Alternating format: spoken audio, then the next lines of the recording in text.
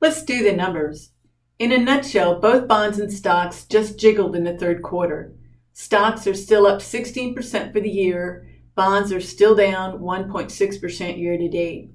The economy started the quarter pulling solidly ahead until COVID's Delta and supply chain problems surfaced. U.S. large companies eked out a 0.5 of 1% gain, but small company stocks dropped 4% here, and stocks overseas lost 3%. Interest rates on the 10-year Treasury rose. Bonds still returned 0.05 of 1%. Corporate earnings on U.S. large companies are projected to jump year over year by 28% this quarter, growing 40% for the entire year. Last quarter's growth was 89%. Really fantastic.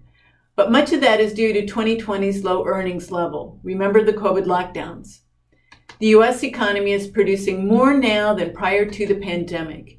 U.S. gross domestic product, GDP, grew 6.6% in the second quarter and is forecast to grow 5.5% in the third, ending this year at 6% overall.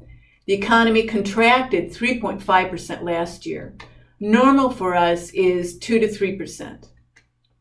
Although the Delta variant and shipping logjams dented the third quarter's rise, hotel revenue is around 90% of 2019 levels, and restaurant spending has fully recovered.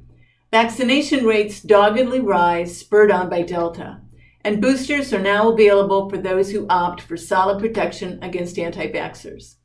Hospitals remain pressed, but new COVID cases are leveling off. Supply chain problems and labor may be more important at this point.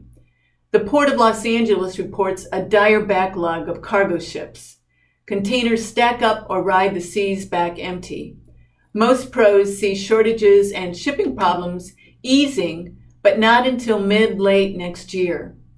I'm sure you've noticed the transitory inflation that we were warned about.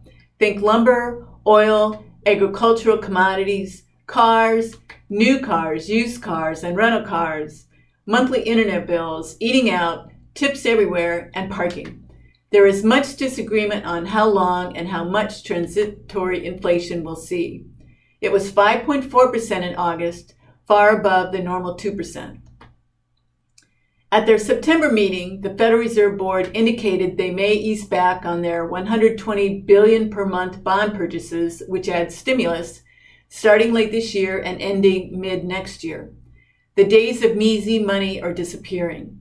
The Fed said they would begin increasing interest rates after that. The 10-year Treasury note snapped back up to 1.5% within 5 days of that announcement. What about labor? Second quarter situation still persists. We have 10.9 million job openings compared to 8.4 million unemployed. The unemployment rate is down to 4.8% now versus 3.5% in February 2020 before COVID.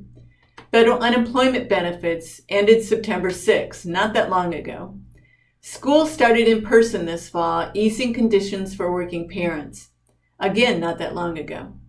A significant number of the unemployed are not taking jobs due to a skills mismatch, according to a recent Federal Reserve conference I attended. The percent of people in the labor force who work is 61.7% now. Before COVID, it was higher, 63.3%, and that's actually a big difference. Except for the advanced payments on the child tax credit, most stimulus checks have ended. If labor shortages persist, we may see more automation at the low end. Think self-checkouts, more self-pay drive-thrus, more online scheduling, and things like that. I'm not going to mention the debt ceiling, government shutdowns, trillion-dollar infrastructure bills, or politicians. The markets seem to have brushed those off so far. Overseas economies have dealt with their setbacks as they crawl out of the COVID crevasse too. Delta hit them in the second quarter, then leveled off in the third.